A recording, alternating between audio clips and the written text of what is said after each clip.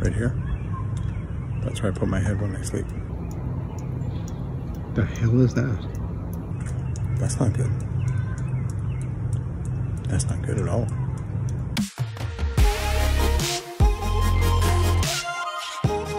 What an adventure. We're just taking a little weekend away. We're at Woodlands Campground at the parks of the St. Lawrence in Long Sault, which is very close to Cornwall and Messina. And they give free tickets to Upper Canada Village or Fort Henry when you come in here. So let's get to the campsite. Let's get set up.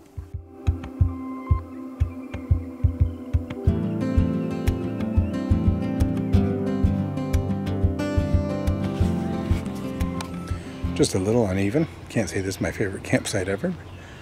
I was even spinning the tires trying to get into the site, so it is what it is. We're here for the kayaks, not for the trailer, so. So I showed outside how uneven, like we backed up the hill, the tires were spinning on the truck trying to push the trailer up the hill, and it's still so uneven. I have the jack extended almost all the way up, and this is how uneven the site is. Oh! Yeah. Well, at least it's not sliding on its own. You realize that the way that we sleep in the bed, I'm going to be right at the front of the trailer and you're probably going to roll on top of me all night. Just put a pillow between us. Or not. Alright, we're finally heading out. Do some kayaking. Of course, before we leave, make sure that we shut off the water just so that there's no issues. Alright, let's get in the truck and go.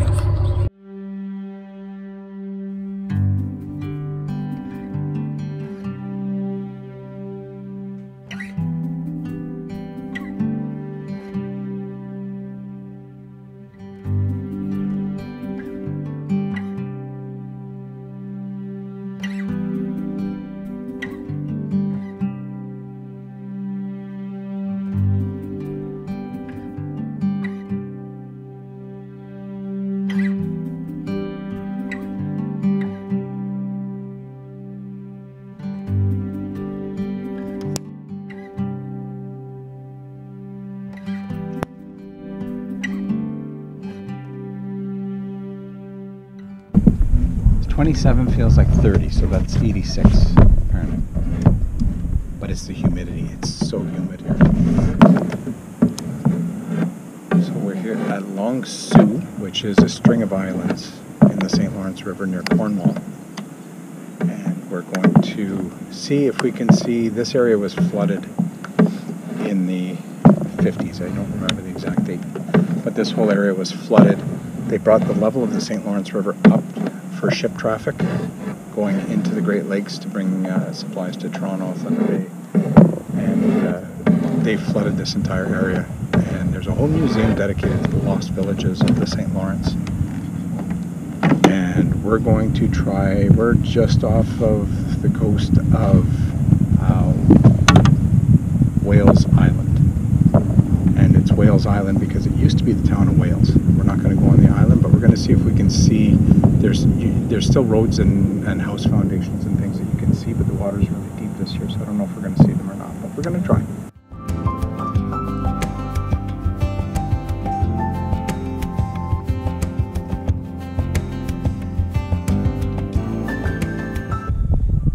Put a picture from Google Maps to show the aerial of this, because from Google Maps you can really see the area. You can see the roads and the foundations underneath.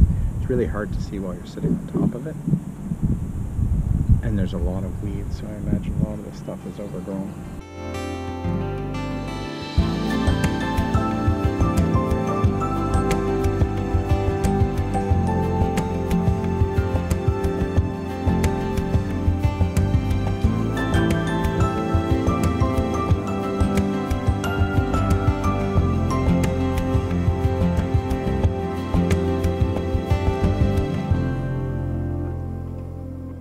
Decided to, sorry it's loud, we decided to take advantage of the free tickets and come. They close in about an hour, but we're Coming to Upper Canada Village. Upper Canada Village endeavours to depict life in a rural English Canadian setting during the year 1866. Featured are over 40 historical buildings. These include homes, functioning mills, and trade workshops. The Asselstein factory was run as a family business, employing up to 12 men and women. That in the machines like it is, it's going to jam up all these rolls broad. Pretty uniform. It produced yarn, bats for quilt filling, blankets, tweeds, flannels, wool sheeting, and striped carpeting.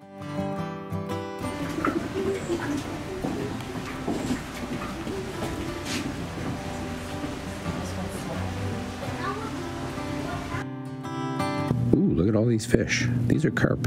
The average weight for a St. Lawrence River carp is 20 pounds, and fish up to 40 pounds are common. This single water-driven vertical saw is a typical example of a small country sawmill in the first half of the 19th century. The sawmill provided for all the wood needs of the village, and in fact was often the first public building to be erected in a pioneer community. Beach's sawmill was capable of producing 2,000 feet of board in 24 hours. Today, the old sawmill produces planks or boards for use in the village and for sale to the public. So the workers are telling us here that the water is down so far that they're having trouble running some of the equipment because a lot of it is water driven. On the wood there, you can see the water stain. So that's the typical water height. This fire engine is a hand pumper built in 1851. It was previously owned by the Brockville and Lynn Fire Departments.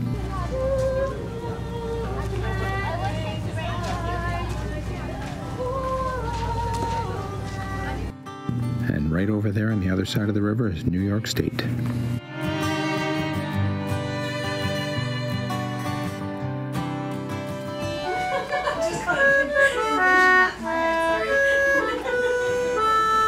General stores were an integral part of settler life. In fact, they functioned as small department stores and offered many items including dress materials and trimmings, tea and tools, sugar and spices, pots, pans, and patent medicines.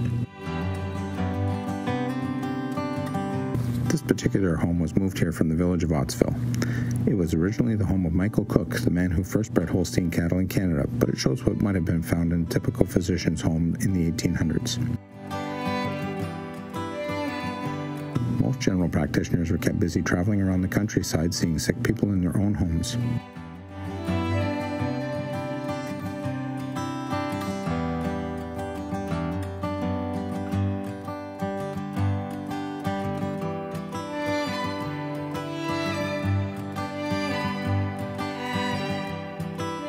Christchurch was built in 1837.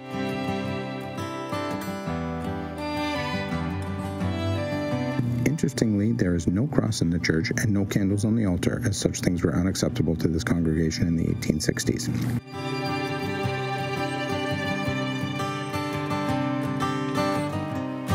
This Masonic Lodge was originally built in 1863 and moved in 2008 from the village of Cars near Ottawa.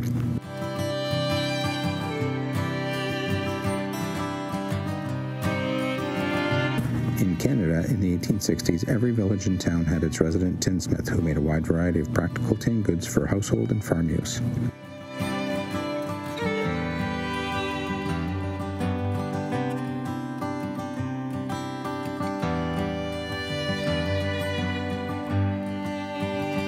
It just wouldn't be a museum if we didn't have to exit through the gift shop. So let's check it out.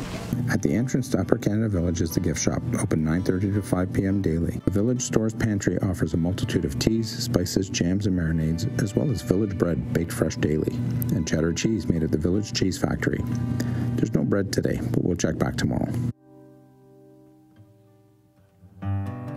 This memorial stands on the former site of John Crysler's farm, and it's significant because on November 11th, 1813, 4,000 American troops landed here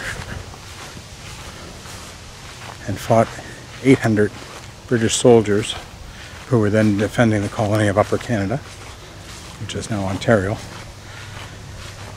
And I guess from this position of height, they managed to, the British troops managed to fight off the Americans who withdrew. And so now this is a historical site. This is located right at Upper Canada Village.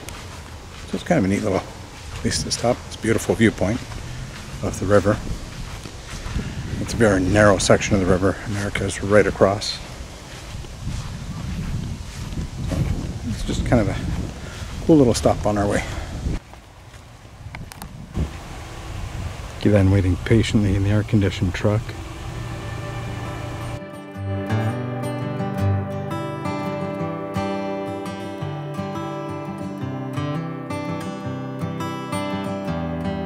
We're coming to the Blue Anchor for dinner, but there's no parking in the parking lot, but they have parking in a lot across the street.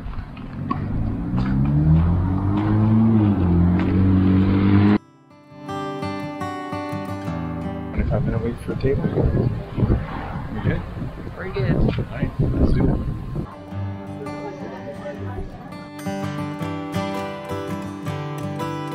it. Just leaving the Blue Anchor. The food was amazing. They told us it was a 25-minute wait. Oh, there's a car coming. They told us it was a 25-minute wait. We waited about 5 minutes. The food was unbelievable. The service was unbelievable. And the price was really good.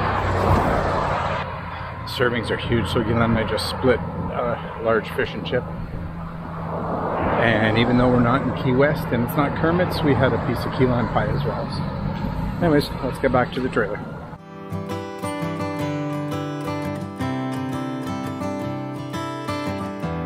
So we're on our way back, and right across from the campsite is Woodlands Beach, so we're gonna come and check this out for just a few minutes and see what it's like.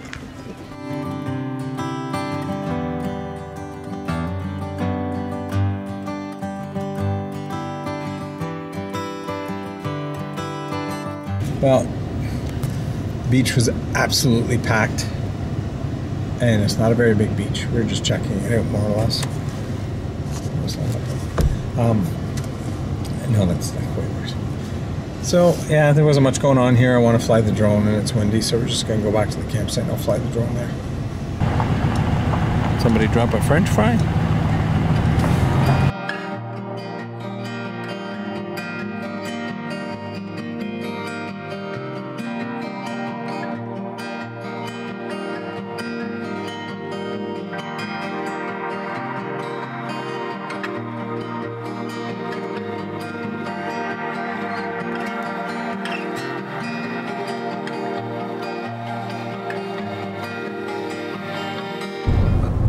Well, good morning.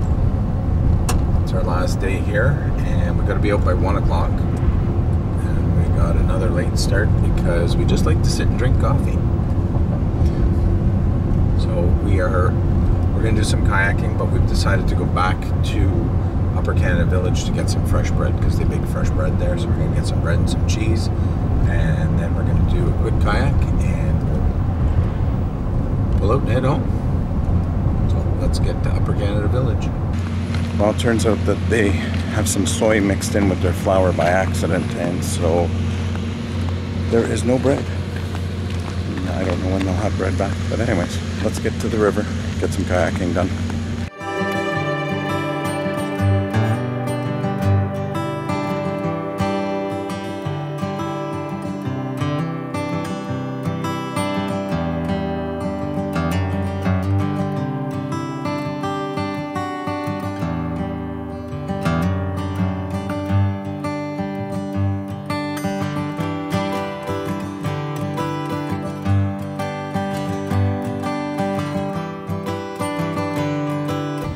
Just a bit though, like half an inch.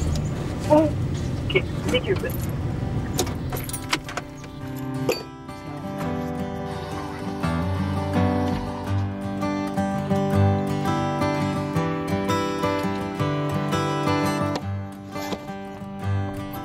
So because we're on the hill, the angle between the truck and the trailer, and I'm also at a bit of the jackknife, we're going to pull the trailer out before we put on the weight distribution and the sway bar. So let's get it out of its ball.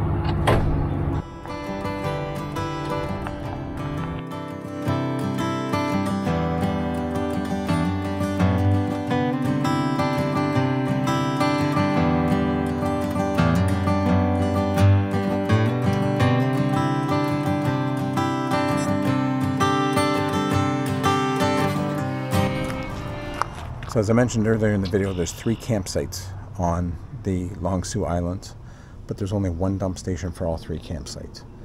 And the lineup was probably at least an hour long. So you may recognize this place. We've been here before in one of our winterizing videos, and this is a free dump station. I found this on, we have an app called RV Dump Site. I'll put the name of it below, and we use that to find free dump sites. It was the same thing when we were in Banff. We used that app to find the dump site in Canmore. Anyway, let's get these tanks emptied. In our next video, we visit the former capital of Canada, Kingston, Ontario, to take in the sights and to spend some time on the water. So join us. Our next adventure is just around the corner.